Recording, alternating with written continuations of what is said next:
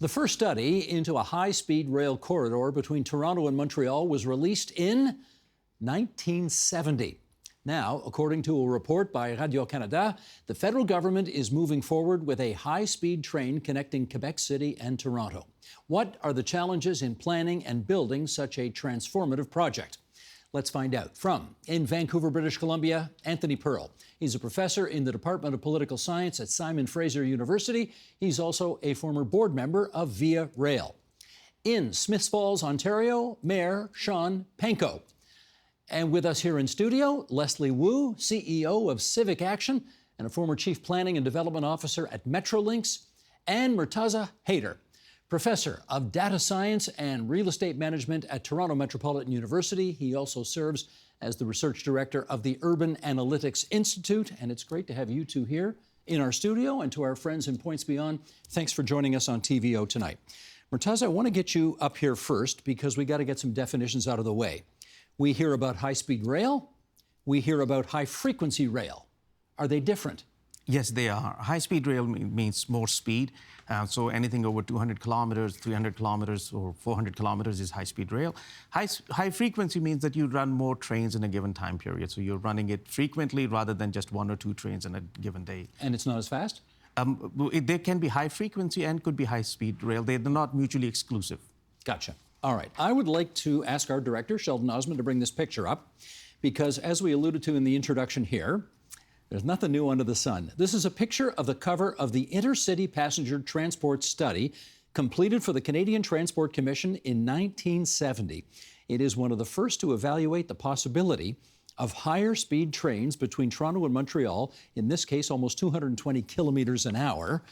Wow. So we've been thinking about this. Anthony, I'll bring you in at this point. We've been thinking about this for a very, very long time, and yet it's never happened. How come?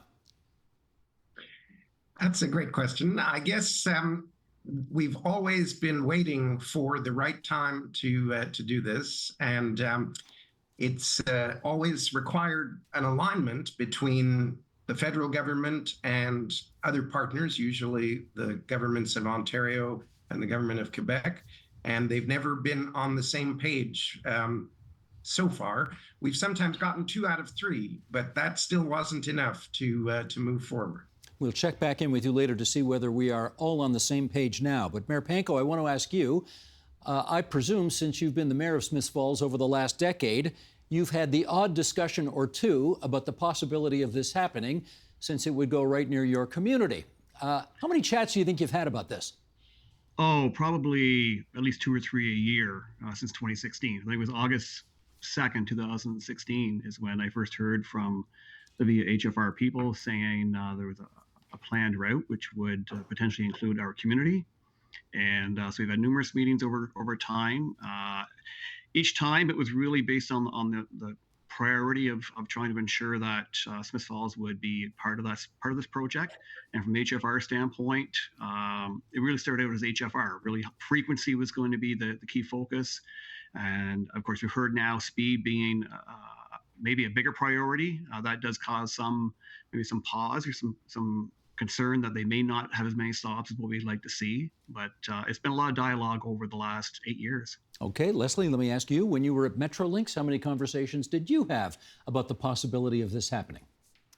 It's probably in the dozens. I stopped counting after a while, so many. And in the context of how an infrastructure like that could fit within a broader network, not just the conversations were about the intersection a lot. And does this feel more real today than any of those conversations you had back then? It's closer. It does feel more real, and because I think a lot more work and analysis has gone on, a lot more engagement. But, as they say, the distance between the cup and the lip is still very far. There we go. There we go. Anthony Pearl, how about you? When you were on the board of Via Rail, lots of conversations about this?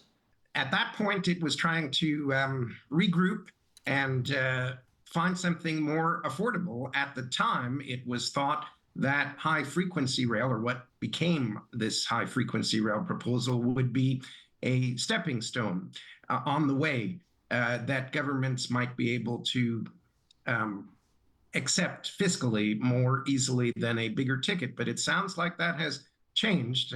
I have trouble imagining that it's going to cost less to build high-speed rail than high-frequency rail, but it sounds like people are presenting it as an affordable option, which would be great if that's true.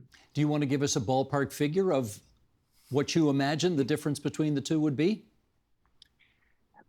I'd be hard pressed to come up with a good number. I think that the order of magnitude would probably be 2 to 3 times the cost for the full high-speed rail, because the infrastructure would be much more expensive, because it would have to be entirely separated from all other modes of rail and road transportation, and that's costly.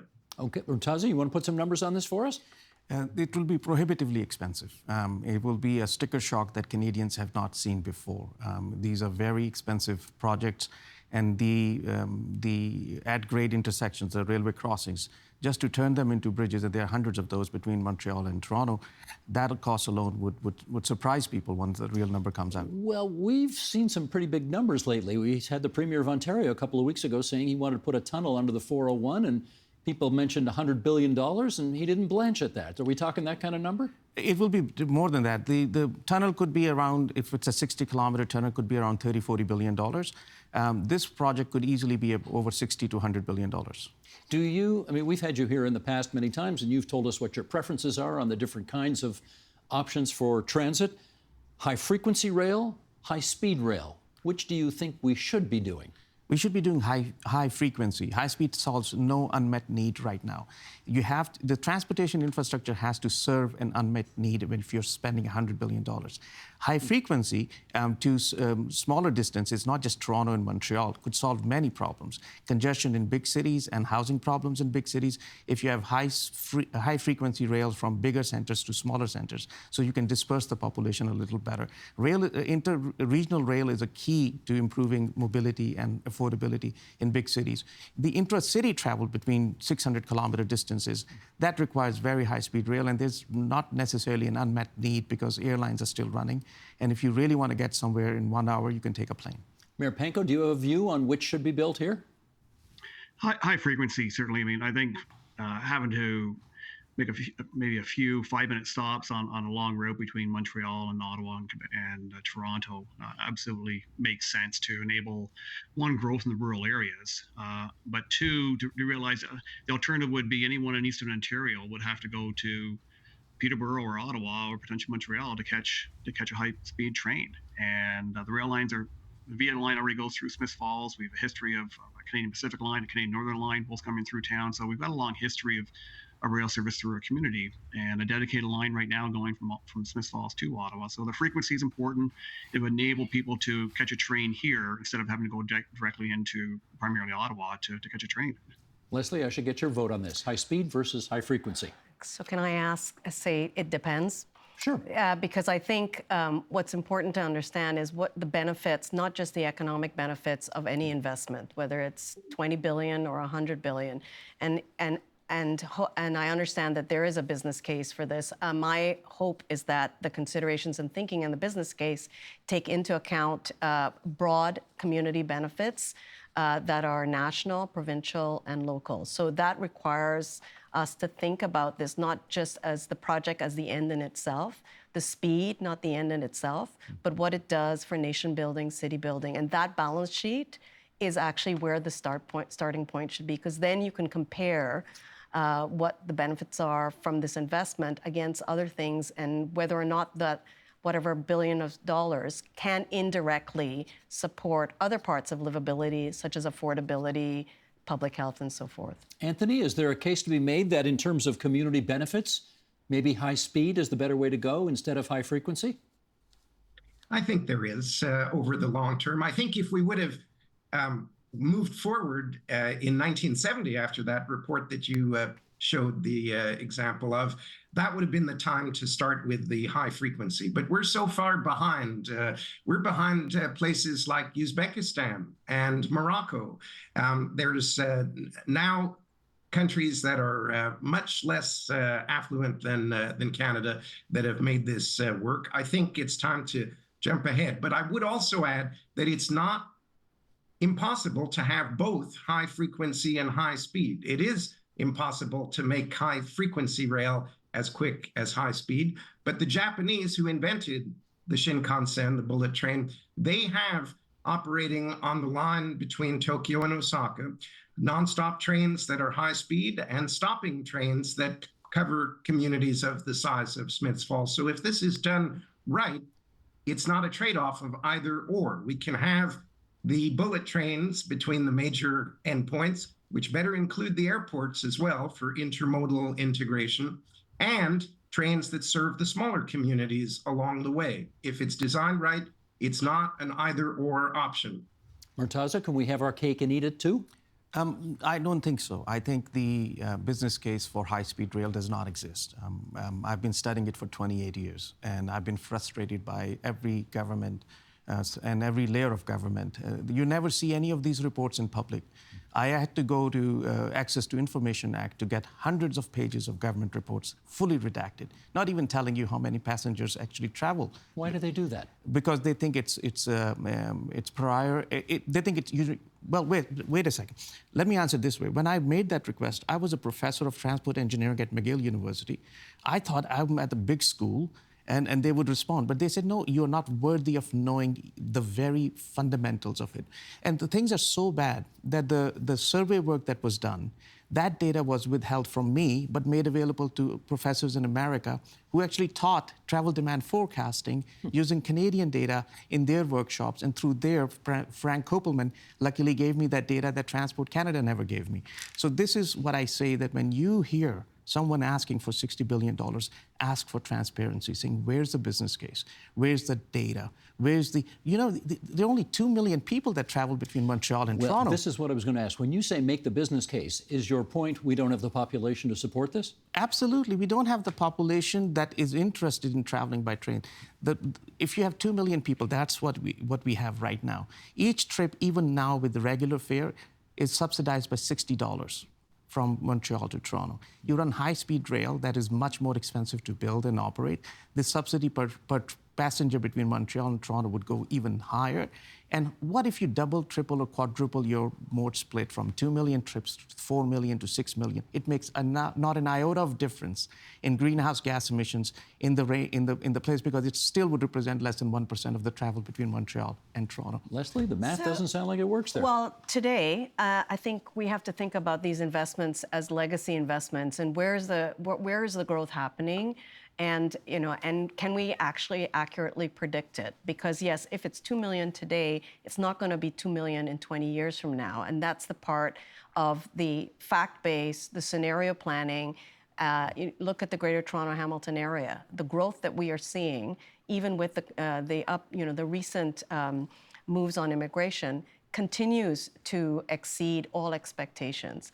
And so I think, for all different reasons, including the fact that we didn't think about or plan for this kind of legacy investments, and we took what I call short-term measures for something that really is going to have to be with us for maybe 100 years.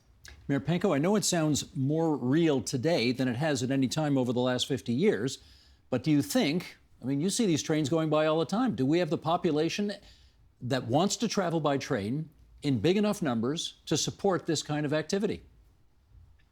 Well, the frequency and speed are going to be big factors. And in the rural areas, we're traveling any distance now.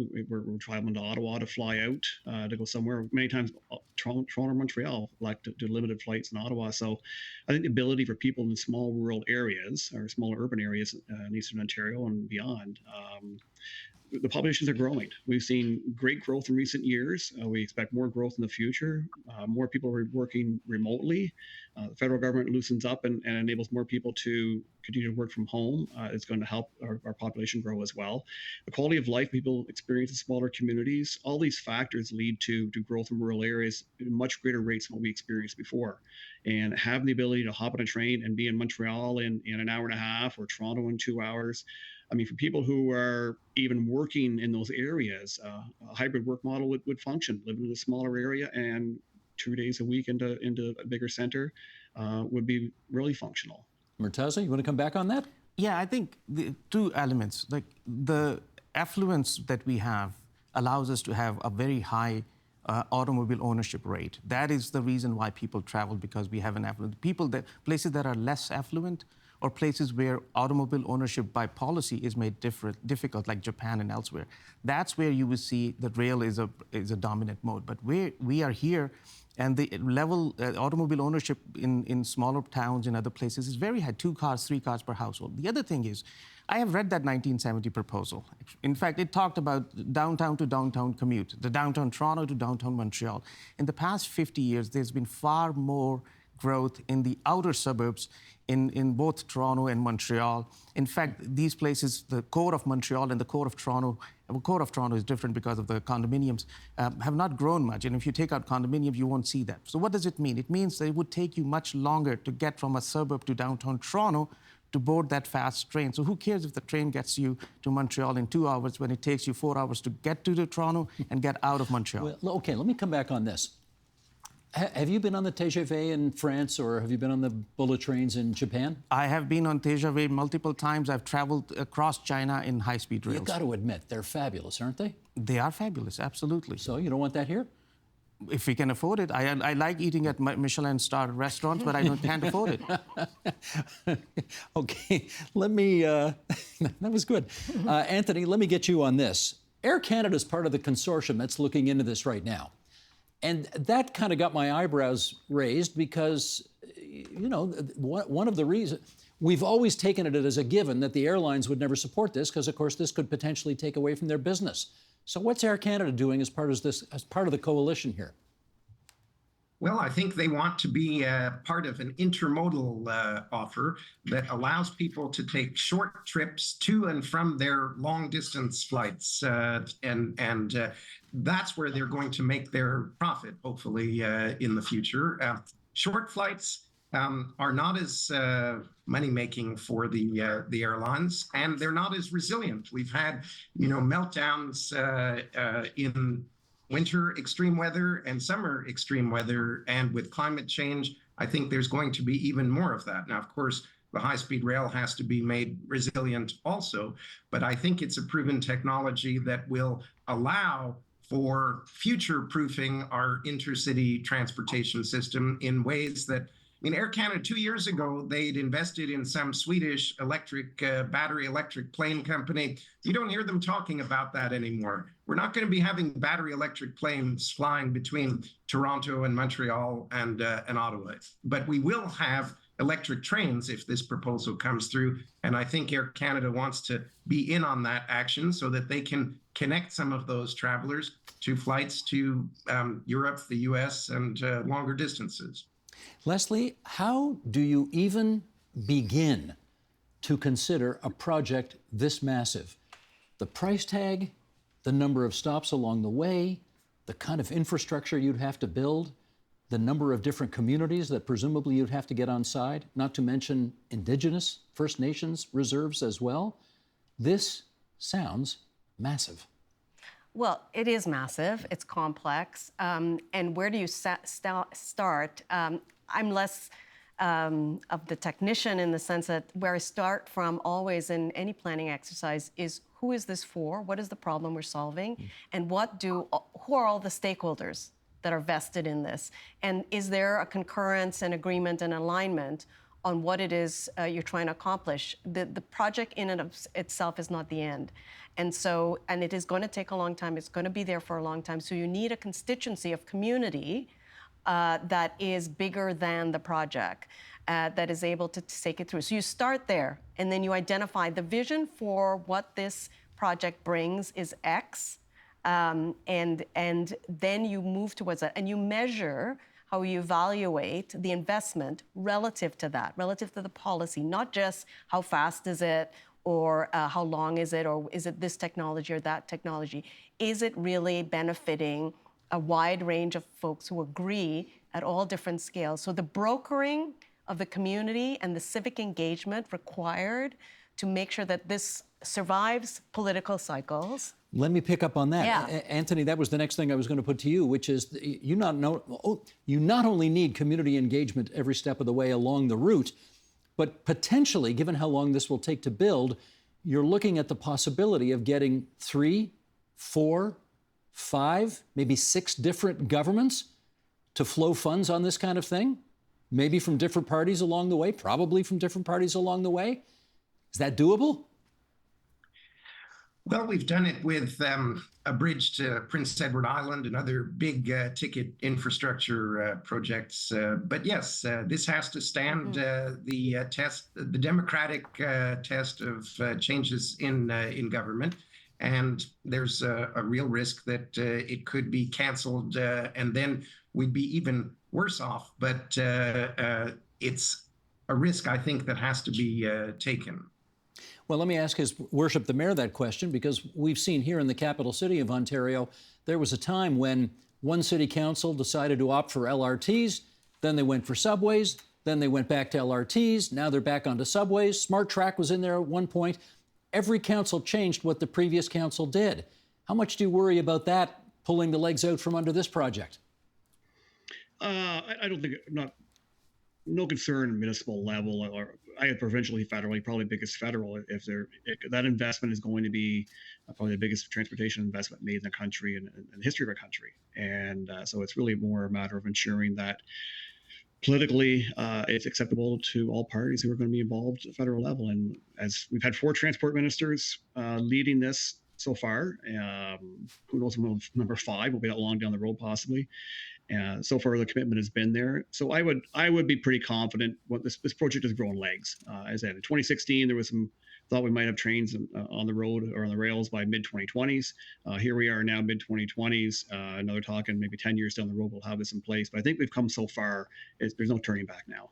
Well, let's see. I'm going to ask our director, Sheldon Osmond. Sheldon, if you would, let's bring up the map just after question 12. And okay, for those listening on podcast, I'm going to describe what we see, which is a map of the southern part of the province of Ontario and then part of Quebec as well. This is the possible Eastern Corridor rail scenario. And it's from Alstom. Alstom, that's the French company that makes all the, the GO train cars up in Thunder Bay and so on. 2022 Alstom proposal included high frequency and high speed links. And we've got some lines at differing speeds. Some of the colors of these lines are a train imagining at 144 kilometers an hour. There's another line imagining 200 kilometers an hour. There's another line imagining between 200 and 300 kilometers an hour, starting in Toronto, up to Ottawa, across to Montreal, northeast to Quebec City. Murtaza, I just want to ask you, as you look at that map and the feasibility of that, what jumps out at you? Well, the first thing is, why am I being taken to Ottawa if I want to go to Montreal, right? Like, it violates the fundamental principle of take the shortest possible route, right? And then the other thing that you'd notice is that the speed would differ along the entire corridor. So you won't get a 300 kilometer an hour average speed, even if someone tries to build it. The average speed would probably go down to 200 kilometers an hour because you have to stop, you have dwell times, you have acceleration, deceleration time. If a train is moving at 360 kilometers an hour, it takes about 10 kilometers for it to stop. It takes about 3 minutes for it. You apply the brake now, and the physics of it is about 0.5 meters per second square. You'll stop in 10 kilometers. So you add all of those dwell times and unexpected stops, the average speed would be 200 kilometers an hour, but it's still taking you to destinations you didn't want to go. I want to go to Montreal. I would rather go to Montreal rather than Ottawa, but you would try to do it, trying to pick up the passengers, but those passenger numbers are even smaller if you look at the numbers. Only Toronto-Montreal corridor has 2 million trips a year. Toronto-Ottawa is probably less than half a million. So just to capitalize on it, or just to bring political support for it, you're going to carve out a route. It would not be as efficient if it were to be direct Toronto-Ottawa line and Toronto-Montreal line. But again, the point is at what cost? The cost is key. When you ask taxpayers money, it's a zero-sum game. The government recently announced an autism strategy and put just $10 million.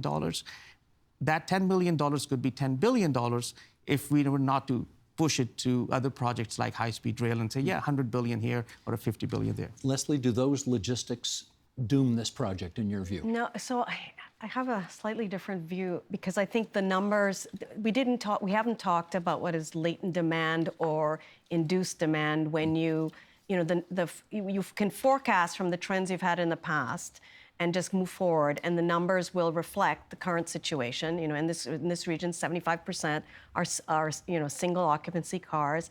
But if we're trying to make a change, you have to kind of define the vision of where it is you want to get to, how it is you want to move, and then backcast in order to design. So yes, right now the numbers are as said, but if we want to change that, then we have to design the choices for people to make it an option. And right now, the best choice to get to Ottawa may be a plane, not a train. And so if you create the opportunity, you can induce demand and shift where the modes that individuals decide to choose. But it's not just the technology, right? It's the fare, it's the frequency, it's the reliability, all those things. Your Worship, I want to take you 10 years down the road, maybe 20 years down the road. You'll probably still be the mayor at that time. Tell me what, if this happens, you think it could do for Smiths Falls? Incredible growth. And I would say not like our community, we would probably double in population or more. But again, Carleton Place is 15 minutes down the road. We've got Perth close by, Brockville close. All of Eastern Ontario would benefit from having this in rural areas. And we have that north-south line now going Brockville, Smiths Falls to Ottawa. I mean, if you have high speed, going back to comments earlier, high speed going through, stopping in Smiths Falls, a spur line running from here to Ottawa, people coming down from Ottawa to catch that line rather than the train going into Ottawa, it's going to help. But overall, we would see immense growth within Eastern Ontario in and around Smiths Falls. Do you think your present-day constituents would be prepared to put up with the massive disruption that would undoubtedly happen in the 10 or 20 years it would take to do this? I would say for the most part, yes. But I mean, we see it now where we've had great growth in recent years, as have a lot of the communities around us. And there's always those people who don't want to see any erosion of the small town life they've enjoyed and certainly don't want to become a city. Want to make sure that they can continue to enjoy the quality of life you have in a smaller community. But I think there would be some concern, but the overall benefit of having high-frequency, high-speed train in our community, connecting us to all the neighboring communities in cities of Ottawa, Montreal, and Toronto, far outweigh any other concerns. And I think municipally, we've had conversations with our neighbors in the area, and everybody's very supportive. We have just a few minutes left here, and I guess we should get on the record here. And Anthony Pearl, I'll ask you to come in first on this. Some people are promoting this as an antidote to climate change, saying that if we could get, stinky trains off the rails or more cars off the highways and put in nice battery-operated trains that don't add to climate change, that would be worth doing. How persuasive is that argument to you?